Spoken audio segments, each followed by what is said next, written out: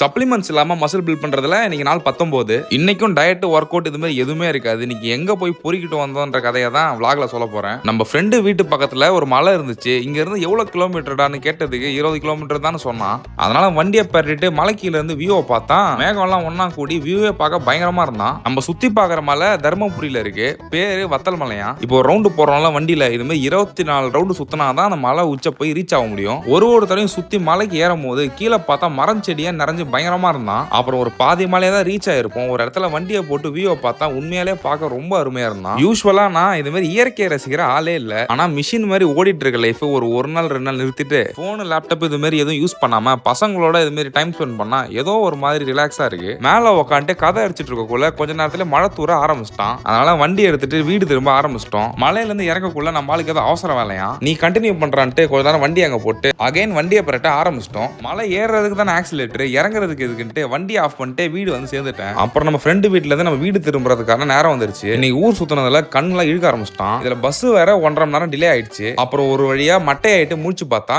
இங்கேயும் வியூ பார்க்க பயங்கரமா இருந்துச்சு. அப்புறம் அப்படியே நடந்துகிட்டே வீடு போய் சேர்ந்து ஃப்ரிட்ஜில் ஏதாவது இருக்கான்னு பார்த்தா பலாப்பழம் அவனை சாப்பிட்டு அப்படியே மட்டை ஆயிட்டேன்.